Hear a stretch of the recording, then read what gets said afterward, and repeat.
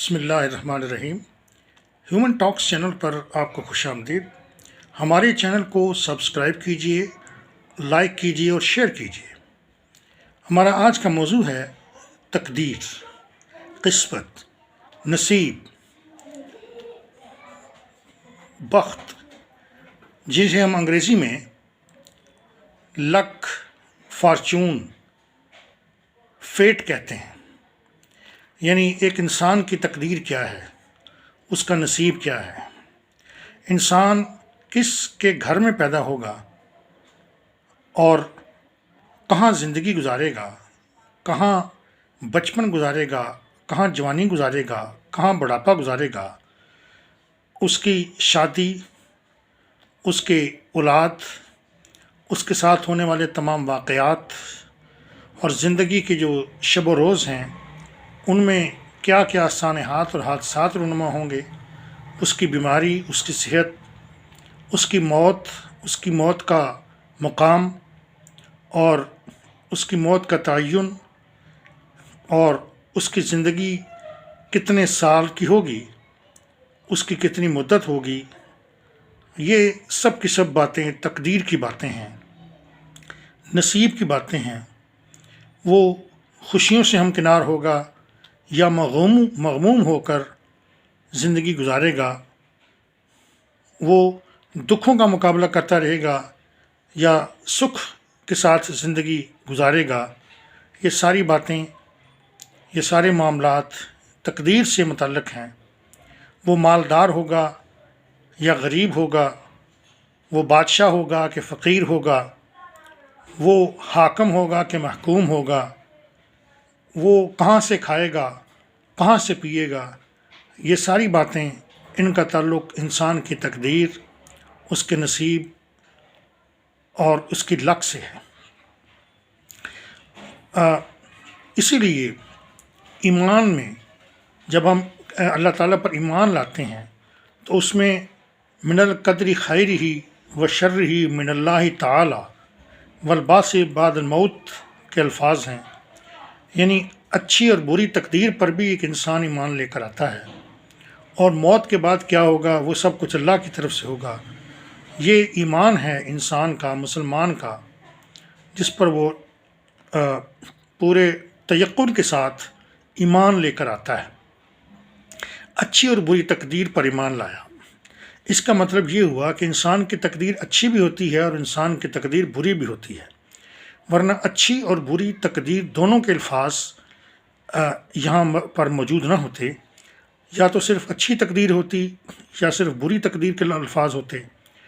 اچھی اور بری تقدیر کا مطلب یہ ہے کہ انسان کے ساتھ اچھے حالات بھی پیش آ سکتے ہیں اور برے حالات بھی پیش آ سکتے ہیں۔ یعنی حالات جس طرح کے بھی پیش آئیں، جس طرح کی بھی اس کی زندگی ہو، انسان کو اللہ تعالیٰ پر ایمان رکھتے ہوئے کہ یہ سب حالات اچھے ہیں یا برے، یہ اللہ تعالیٰ کی طرف سے ہیں، اس پر پورا ایمان اور پورا یقین ہونا چاہیے۔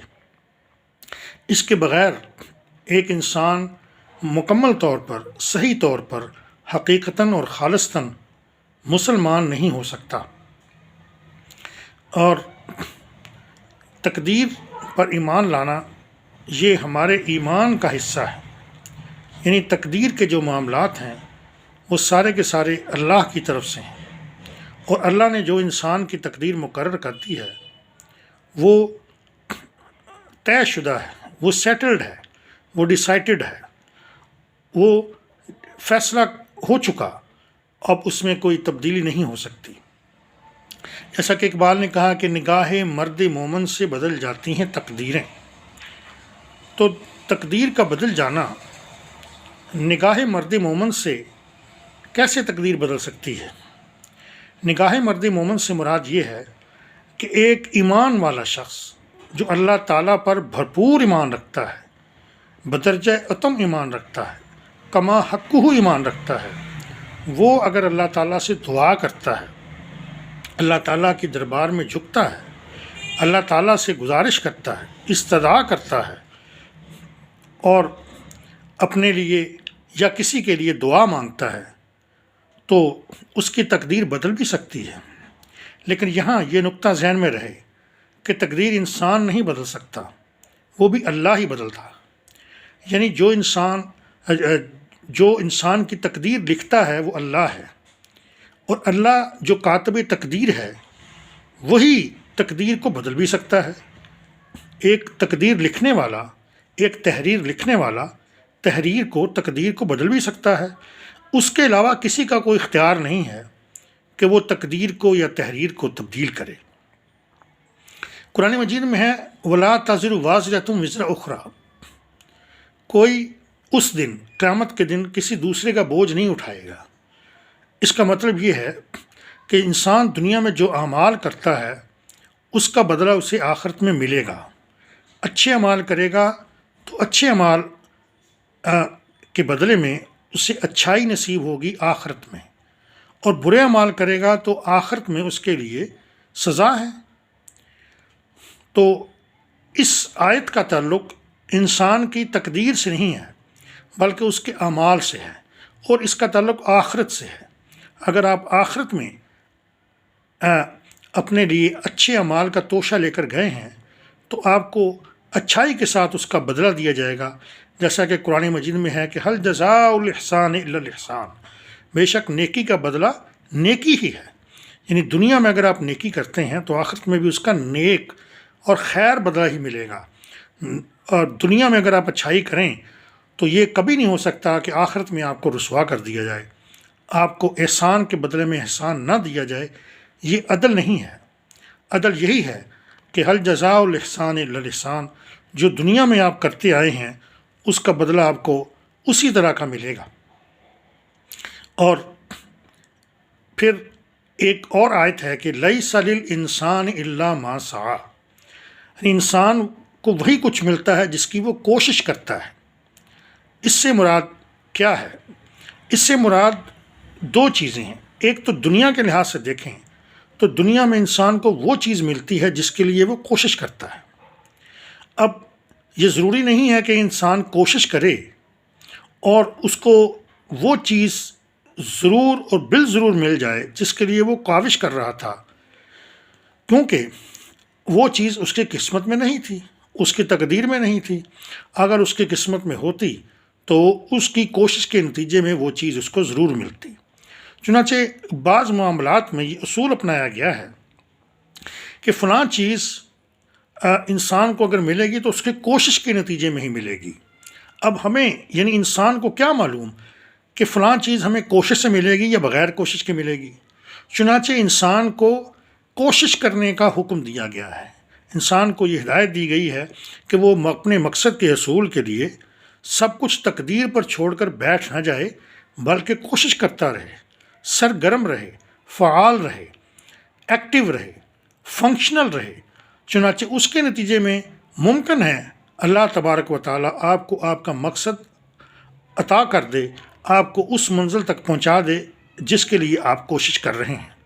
مگر یہ ضروری نہیں ہے، کیونکہ تقدیر اللہ نے بنائی ہے، اور اللہ نے اگر ایک چیز آپ کے نصیب میں نہیں لکھی تو نہیں لکھی، وہ آپ کو نہیں مل سکتی۔ آپ کے ذمے بس یہ لگا دیا گیا ہے کہ آپ اس کے لیے جد و جہد کریں، کوشش کریں۔ اور لیس للانسان الا ما سعی، یعنی انسان کو وہی کچھ ملتا ہے جس کی وہ کوشش کرتا ہے۔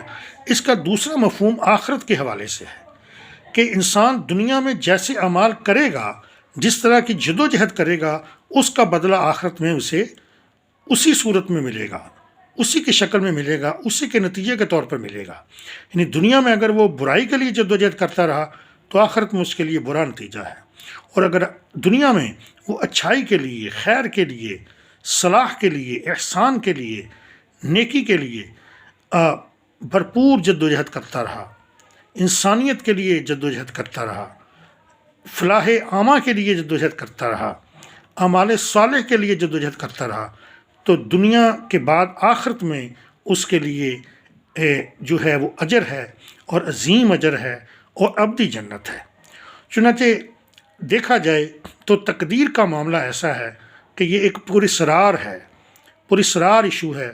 یہ ایک ایسی ریڈل ہے، ایک ایسی پہیلی ہے، ایک ایسا معمہ ہے جس کا حل، جس کا جواب کسی کے پاس نہیں ہے۔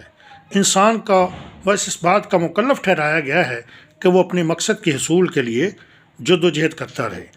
دنیا میں دیکھا گیا ہے کہ اگر کوئی شخص بہت امیر ہو گیا ہے تو وہ سمجھتا ہے کہ میں اس میں بہت کمال رکھتا تھا، یہ میرا ہی کمال ہے کہ میں امیر ہو گیا ہوں۔ اگر وہ کسی بڑے عہدے پر پہنچ گیا ہے تو وہ یہ سمجھتا ہے کہ یہ میرا ہی کمال تھا کہ میں اس عہدے پر پہنچ گیا ہوں، اور میرے بغیر یہ دنیا، یہ محکمہ، یہ فلاں شعبہ چل ہی نہیں سکتا تھا۔ یہ اس کی انتہائی غلط فہمی ہے، اسے اس غلط فہمی سے نکل آنا چاہیے، کیونکہ انسان اس دنیا کے لیے ضروری نہیں ہے۔ انسان کا نظام اللہ چلا رہا ہے، بندہ نہیں چلا رہا۔ انسان کے لیے ضروری ہے کہ وہ اللہ کی مدد اور نصرت طلب کرتا رہے، اور اللہ سے اچھائی کی دعا کرتا رہے، اچھے نتیجے کی دعا کرتا رہے۔ تقدیر کا وہ پابند ہے، اور جو اللہ نے لکھ دیا وہی اس کو ملے گا۔